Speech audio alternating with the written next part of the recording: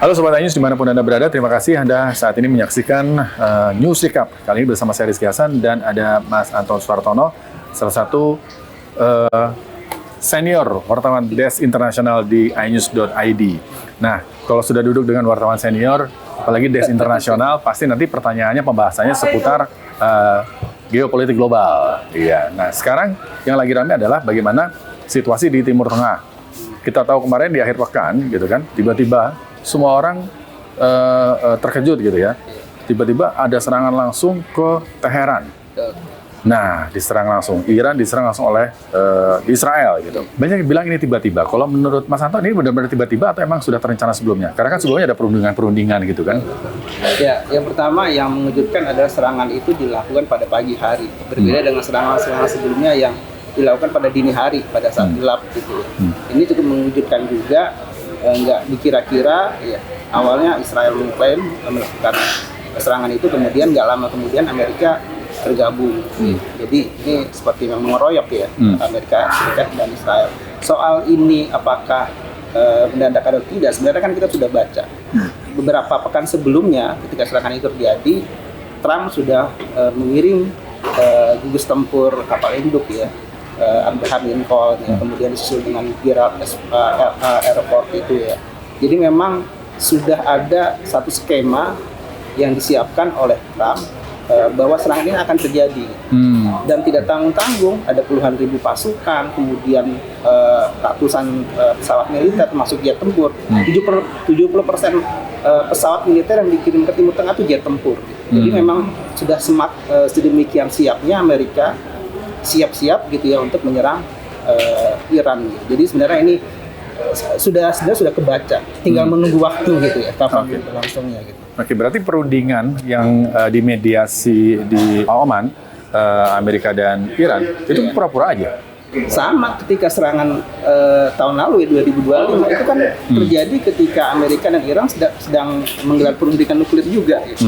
Waktu itu kalau nggak salah putaran kelima masuk ke putaran keenam gitu. Tiba-tiba diserang Israel di tengah serangan itu atau di penghujungnya tanggal 22 Juni itu Amerika ikut ya menyerang Iran juga gitu. Dan saat ini sama kondisinya sebenarnya gitu. Jadi walaupun mungkin tutupannya agak berbeda ya. Kalau tahun lalu kan fokus ke nuklir ya. Kalau yang tahun ini kabarnya Trump juga ingin program rudal balistik Irannya, Iran itu juga dievaluasi bahkan dilenyapkan gitu. Dan itu tentu saja Iran nggak mau gitu ya. Program senjata nuklirnya. Oke. Nah, sekarang aksi saling balas serangan itu sudah mulai terjadi ya. Bahkan Iran sudah terang-terangan melakukan serangan balasan ke pangkalan-pangkalan militer, ya kan, di negara-negara yang ada di kawasan Teluk Persia. Kalau kita lihat di Teluk Persia itu kan dari atas ya, dari utara itu ada Irak, kemudian Kuwait, Bahrain, WA gitu ya. Itu semua ada pangkalan militernya gitu. Kenapa Iran nekat gitu melakukan serangan itu, sementara serangan itu ke negara-negara Islam juga gitu? Sebenarnya yang dilihat Iran di sini adalah sebenarnya pangkalan militernya, jadi bukan negara. Gitu. Ketika pembalasan Iran ke pangkalan Al-Ubaid Qatar yang tahun lalu, itu juga Iran sudah wanti-wanti gitu, bahwa serangan balasan itu mengincar pangkalan militer. Jadi Iran tidak dendam dengan negaranya, Iran tidak marah dengan Qatar, gitu. Tapi Iran mengincar Amerika di situ. Dan pangkalan-pangkalan ini juga sama, apalagi sangat kuat indikasi bahwa pangkalan-pangkalan militer Amerika di Timur Tengah itu dijadikan baik langsung atau tidak langsung untuk menyerang Iran. Ya, jadi mau nggak mau kena sasaran. Bahkan ya walaupun ini dibantah oleh Iran ya, nggak cuma pangkalan militernya aja yang diserang. Aset-aset Amerika yang ada di Timur Tengah, di negara-negara Teluk ya terutama, itu juga jadi target serangan. Ya, kantor kedubes ya. Atau kantor misi diplomatik, ya, hotel-hotel yang menampung tentara-tentara Amerika atau mungkin pejabat-pejabat Amerika juga jadi sasaran juga ya. Seperti kita lihat di media sosial ramai di Bahrain, di Emirat Arab, gitu. Itu juga ikut menjadi sasaran juga. Nah, yang sekarang masih menjadi pertanyaan besar, serangan yang langsung masuk ke Saudi Aramco itu kan masih simpang siur. Siapa yang menyerang? Ada yang menyebut itu Iran, tapi Iran kemudian declare, oh bukan kami, itu Israel gitu ya. Iya, itu sampai sekarang masih simpang siur lah ya, itu benar atau tidak. Tapi pasti orang-orang akan menyebut ke Iran gitu. Dan Iran menyebut itu sebagai operasi bendera palsu gitu. Jadi memang dibuat-buat oleh Israel dan Amerika. Ya, padahal itu perbuatan mereka untuk menyudutkan Iran dalam hal ini. Dan syukurnya Saudi dan negara-negara Teluk yang lain nggak terlalu responsif gitu. Artinya langsung menyerang Iran atau membalas atau seperti apa gitu ya. Terlihat mereka agak menahan ya, sambil melihat perkembangan eskalasi nanti seperti apa. Karena jelas sekali kalau memang sudah dikira pembalasan, ini benar-benar sudah jadi perang penuh gitu ya. Kalau memang negara-negara Teluk membalas serangan Iran. Nah, yang menarik dari negara-negara Teluk ya, yang memiliki pangkalan-pangkalan militer, itu yang justru lebih aman ya, sedikit aman, itu Oman. Iya kan? Iya. Karena mereka tidak memiliki pangkalan militer tetap di situ ya, Amerika Serikat ya. Iya, karena Oman ini mediator. Mediator perundingan tahun lalu dan tahun ini juga Oman mediatornya gitu. Jadi bagi Iran, Oman punya jasa besar lah. Sebenarnya kalau kita petakan ya, negara-negara Teluk ini mana yang paling bersahabat dan mana yang paling bermusuhan, sebenarnya bisa dipetakan kan. Kayak misalnya kita lihat saja Uni Emirat Arab dan Bahrain ini kan ikut menandatangani perjanjian Abraham dengan Israel, normalisasi hubungan dengan Israel. Jadi kepentingan Israel ada di Uni Emirat Arab, Uni Emirat Arab dan Bahrain. Jadi pasti Iran juga mempertimbangkan hal-hal itu juga. Nah, yang menarik juga jadi pertanyaan banyak netizen nih, Mas Anto sebagai senior wartawan Desk Internasional nih ya di Ainus ID, kenapa ini negara-negara Arab nggak ada yang membela Iran? Padahal Iran kan Republik Islam Iran, Islam Iran gitu ya. Kenapa ya? Ya sebenarnya kalau saya melihatnya faktor yang paling dasar ya akar ya faktor ideologi juga. Tidak bisa dibantah itu Syiah dan Sunni gitu. Di samping memang ada beberapa konflik ya melibatkan Iran dengan Arab Saudi terutama gitu ya. Seperti misalnya soal ada ulama Syiah yang dihukum mati ya di Arab Saudi yang kemudian puncaknya sampai memutus hubungan diplomatik kedua negara dan kalau nggak salah baru akhir tahun 2020-an ya atau sebelumnya itu mereka baru menormalkan hubungan lagi. Sebelumnya juga pernah dengan kasus yang sama ada ulama Syiah juga yang dihukum mati di Arab Saudi. Jadi memang sebenarnya catatan sejarah ini hubungan Iran dengan negara Teluk itu panas dingin gitu. Kecuali Oman ya. Oman relatif baik karena memang ini negara yang berbatasan juga. Oke, baik. Nah, kemudian kita bicara soal Selat Hormuz nih. Ya kan? Ini dari Teluk Persia kan kalau kita lihat di peta, Teluk Persia itu jadi salah satu distribusi atau jalan tol ya. Untuk negara-negara penghasil minyak di sepanjang Teluk Persia itu kan. Semuanya penghasil minyak tuh dari Irak, Kuwait, Bahrain, Arab Saudi semuanya. Mereka mendistribusikan minyaknya lewat Selat Hormuz atau Teluk Persia kemudian harus melewati Selat Hormuz. Nah, penutupan Selat Hormuz oleh Iran ya sebagai otoritas di situ. Kalau menurut Mas Anton ini sebenarnya siapa yang dirugikan? Yang jelas dampaknya pasti dunia dirugikan. Dunia pasti. 20% ya lintas energi di situ. Ya kemudian kalau saya mengutip pernyataannya penasehat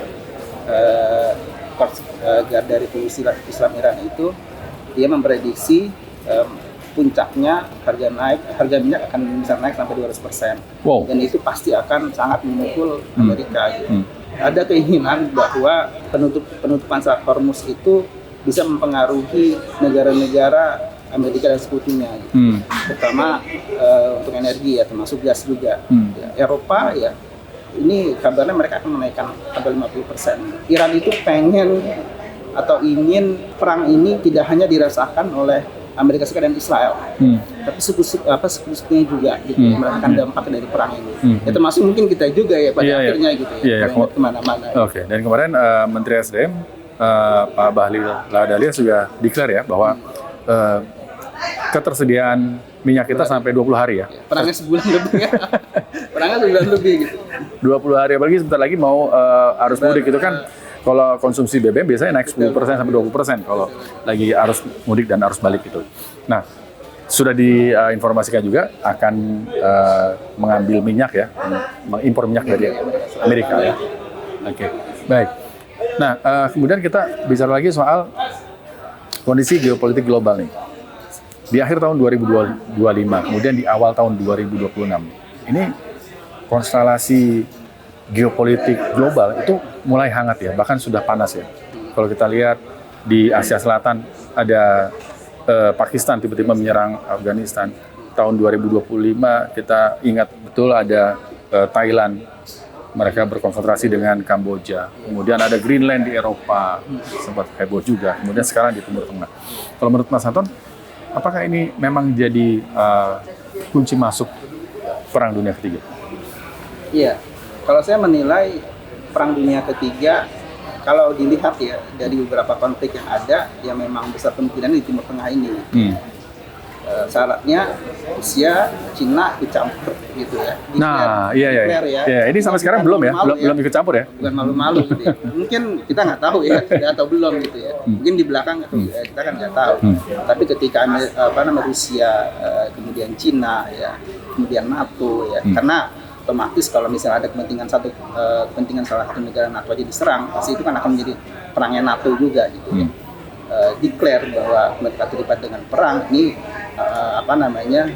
sudah bisa dibilang perang dunia ketiga sebenarnya. Apalagi ya ini yang paling menarik adalah kemungkinan atau pembicaraan tentang penggunaan senjata nuklir itu udah mulai meningkat lagi ya. Sebelumnya Rusia ketika konflik dengan Ukraina itu ngancam ya akan menyerang Ukraina dengan senjata nuklir gitu ya. Sekarang sudah mulai. Sebelum serangan ini kan Trump dan beberapa pejabatnya sudah mengatakan bahwa Amerika akan menguji coba lagi senjata nuklir ya. Kan ketika itu Trump mengatakan dimotivasi oleh atau didasari oleh tuduhan dia bahwa Rusia dan Cina itu sudah melakukan senjata nuklir diam-diam gitu. Kemudian Amerika juga berhak melakukan hal yang sama ya. Dan ini ya mungkin harus perlu dibuktikan lagi ya. Sepekan terakhir ini Badan Survei Geologi AS itu mendeteksi ada beberapa kali gempa kecil di fasilitas militer Amerika di Nevada di area 52 yang sangat rahasia dan misterius itu. Ya memang tidak ada bukti sejauh ini, tapi ya kalau dilihat dari kekuatannya, dari intensi dari keseringannya, ya ini mirip gempa-gempa kecil ini seperti ketika Amerika menguji coba nuklir juga, senjata nuklir sebelumnya. Gitu. Kemudian juga Prancis ya, Presiden Macron juga bilang akan mengubah doktrin nuklir Prancis ya, melihat ketegangan yang meningkat tinggi. Jadi saya kira ini kok arahnya ke sana. Arahnya ke sana ya? Arahnya ke sana. Tinggal kita lihat aja pemicu dan eskalasi konflik di Timur Tengah ini apakah akan membaik atau memburuk gitu. Karena gini, semakin lama perang ini disudahi, maka akan semakin kompleks dan akan semakin sulit untuk mencari jalan keluarnya apa, mencari solusinya apa, seperti Ukraina dengan Rusia gitu. Mungkin dulu ketika perang Rusia-Ukraina dihentikan di awal-awal masa perang, akan lebih mudah dibandingkan dengan menyelesaikannya saat ini, karena sudah sangat kompleks sekali, sudah banyak yang terlibat, senjata yang digunakan, dana yang keluar dan sebagainya. Sama sebenarnya dengan konflik Timur Tengah ini. Jadi ketika konflik ini memanas, semakin panjang, semakin banyak yang terlibat, ini akan semakin sulit untuk diselesaikan. Ya, apalagi keterlibatan Amerika itu cukup masif ya. Saya bilang masif karena di beberapa negara mereka selalu seperti itu ya. Bagaimana kita lihat Amerika kemudian mengintervensi Venezuela, ya kan? Kemudian sempat juga di Greenland gitu. Jadi seolah-olah standar keamanan itu ada di seorang Trump, bukan di Amerika, seorang Trump gitu ya. Kalau kita lihat konteks yang lebih ini lagi, bagaimana Board of Peace, ini kan kedudukannya Trump itu di atas kepala negara. Betul. Ya kita lihat apakah ini akan terus berlanjut, apakah sampai masa jabatannya berakhir, apalagi kan November ini ada pemilu paruh waktu ya di Amerika ya, dan Trump sudah bilang sesuai dengan trennya biasanya Partai Republik akan kalah nih. Kalau kalah berarti Partai Republik akan kehilangan dominasinya di DPR dan di Senat. Artinya Oke. apa? Peluang untuk impeachment semakin besar. Iya, iya. Iya. Jadi Demokrat sepertinya akan memakzulkan Trump gitu ya, ketika mereka ada kesempatan dengan menguasai DPR dan ketika menguasai DPR dan Senat.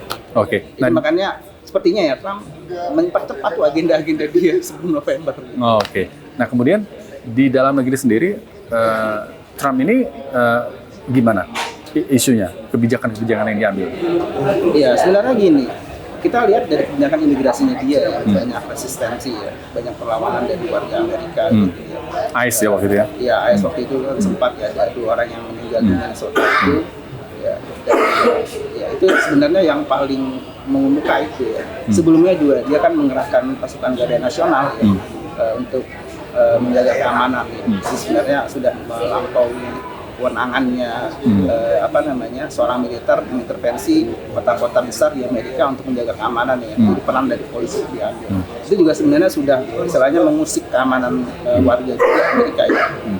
Dan itu juga sebenarnya kontroversi juga. Oke, apalagi isu soal Epstein Files yang menyebut nama Trump itu cukup ramai juga di Amerika ya dibicarakan. Iya, itu pengalihan atau bagaimana gitu. Oke. Baik. Nah, kita sekarang lihat konteksnya ke Indonesia nih. Dengan situasi panas di Timur Tengah itu, Presiden Prabowo kemarin mengumpulkan mantan-mantan presiden untuk diajak diskusi. Gitu. Nah, keterlibatan Indonesia di BOP sendiri dengan kondisinya sekarang, menurut Mas Anton gimana? Ya, saya kira semuanya sama ya. Kita itu berada di bawah di bawah struktur seorang pemimpin yang sedang mengomandoi perang. Padahal ini kan lembaga dibikin untuk mengupayakan perdamaian. Jadi sebenarnya sudah paradoks ya, sudah anti sudah sangat bertentangan gitu. Ya, Trump ketika membuat BOP ini kan awalnya untuk mendamaikan konflik Israel sama Hamas. Jadi kemudian dia loncat, dia berharap bahwa konflik di seluruh dunia bisa didamaikan oleh BOP. Satu sisi juga melampaui kewenangan PBB. Jadi memang agak aneh gitu ya sebenarnya ketika baru saja didirikan, kemudian dia memintakan perang gitu ya di Timur Tengah. Saya kira Prabowo pasti sekarang sedang memikirkan gitu ya, dan pemerintah juga sedang mengkalkulasi kan ya. Apalagi sebentar lagi kalau nggak salah April Indonesia sudah mulai tuh masukkan stabilitas internasional ke Gaza gitu. ISF ya? ISF itu di Gaza. Jadi ya mungkin semua juga masih ditimbang-timbang oleh istana gitu. Oke. Baik. Dan yang paling penting adalah dampak perang ini sampai ke perekonomian Indonesia itu yang harus digarisbawahi. Betul. Oke, baik, terima kasih Mas Anton perbincangannya kali ini, dan Sobat News dimanapun Anda berada. Terima kasih Anda sudah menyimak News Recap pada kali ini. Saya Rizky Hasan. Saya Anton Soehartono. Terima kasih dan sampai jumpa.